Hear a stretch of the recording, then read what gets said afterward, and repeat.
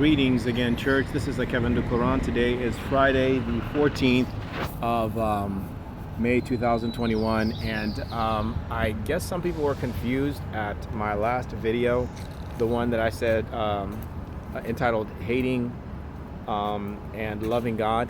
I think I started explaining that I felt like I was sandwiched in between two incidents. The first incident was the suicide, and the second incident was the car accident. Well, the thing is that I sort of felt like the suicide was a lie, okay? Because when I went under the bridge in the morning to look for blood or possible homicide, trauma, something left behind, I didn't find anything at all.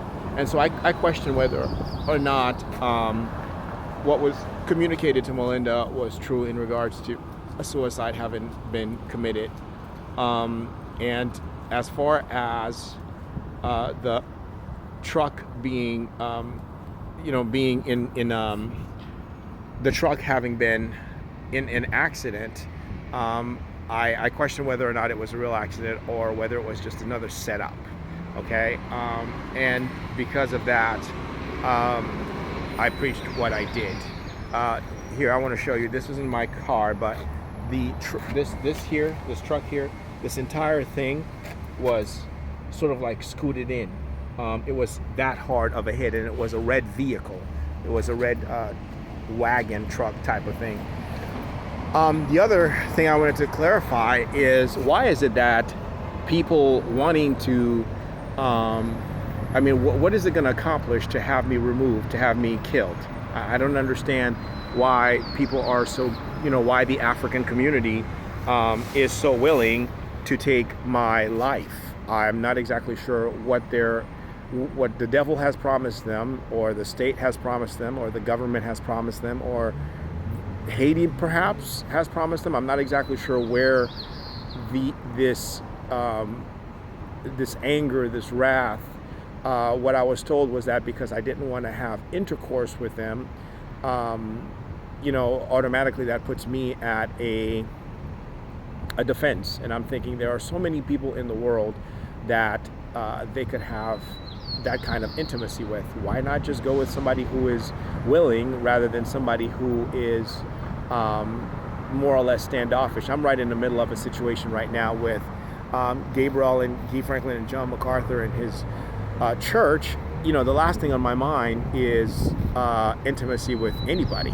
I'm trying to get out of this situation, not jump into a new situation that's going to get me hit, hurt, or killed.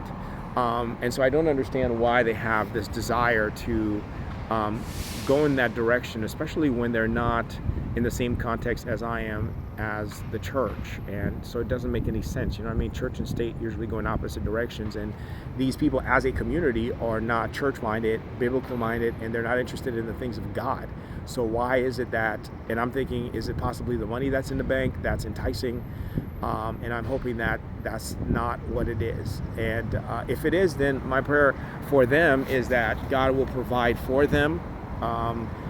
Whoever it is, provide seed where there is no seed, provide income where there is no income, provide intimacy and love where there is no intimacy and love. And I would invite you to pray with me so that I don't end up getting my head shot off here or stabbed, before the summer is over, before the summer even begins, because I'd like to see myself out of this situation and back into seminary and eventually, put a ring on this finger and marry some gal and get on with my Christian life. Really experiencing Christianity, not as a persecuted Christian, but experiencing Christianity, a fulfilled life, rather than, MacArthur wrote the book, The Fulfilled Family. I'd like to see that fulfilled family be a part of my life, not always wondering why is it that these guys have wives and children and family time, and I'm always the one lingering in the world, walking. And I had to walk last night, and that wasn't good for me, because I'm the city preacher. Lord, why am I living like this? This is not right.